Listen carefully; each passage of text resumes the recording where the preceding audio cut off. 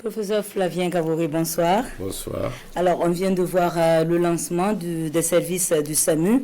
Alors, quelle est l'importance de ce service dans le système de santé actuel?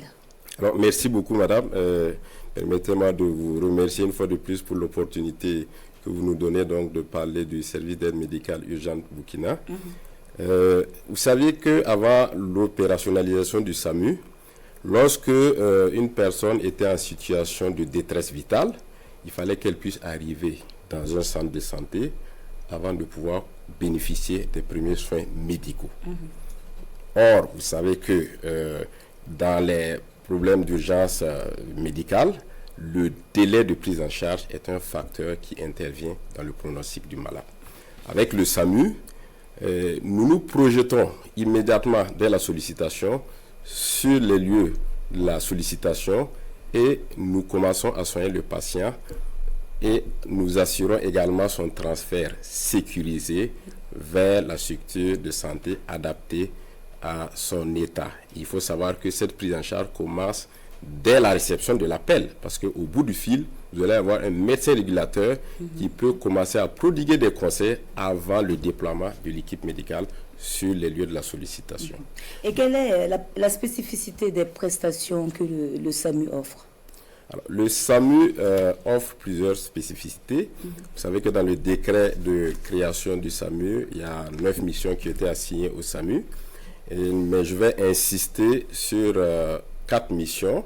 D'abord, la régulation médicale et l'écoute permanente. Ça veut dire qu'à travers notre centre de réception des appels, vous allez avoir 24 heures sur 24, 7 jours sur 7, du personnel qualifié pour recevoir les sollicitations et prodiguer éventuellement des soins à distance à travers la régulation médicale avant, si cela est nécessaire, de déclencher donc une sortie de l'équipe sur le terrain.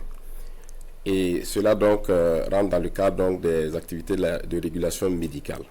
En dehors de cela, vous avez la prise en charge médicale des urgences extra-hospitalières telles que cela a été dit dans le reportage. Vous voyez donc que nous nous projetons donc sur le lieu de la sollicitation et les soins sont commencés in situ.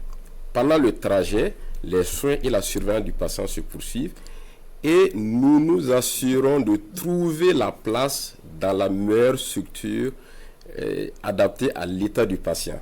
Donc ça veut dire que ça c'est une des spécificités du SAMU, ce qui évite donc que le patient n'ait à traîner et surtout ce qui permet à l'équipe qui reçoit le patient d'être préparée.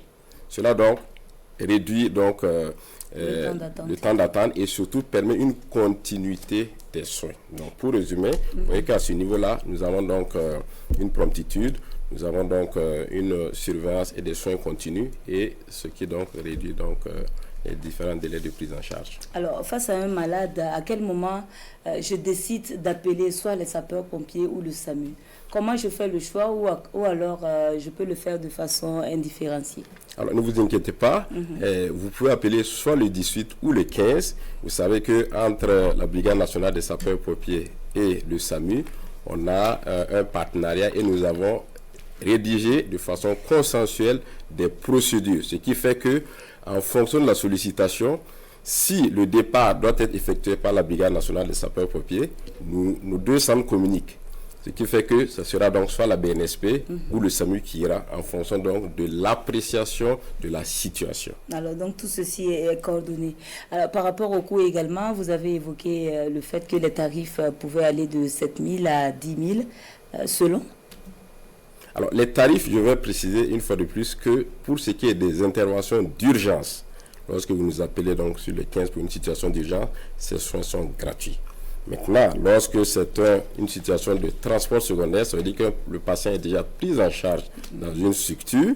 Ces tarifs seront gratuits si, bien sûr, le patient bénéficie déjà de la gratuité des soins au Burkina Faso. Maintenant, dans le cas contraire, comme je l'ai dit, en fonction de l'état du patient, ces tarifs vont varier de 7 500 à 10 000, suivant que nous allons avoir besoin d'utiliser l'oxygène pour soigner le patient. Et cela donc a un coût supplémentaire qui augmente un peu le montant de la prise en charge. D'accord. Professeur Flavien Kaboré, merci d'être venu sur ce plateau et merci de rester avec nous pour la suite de cette édition.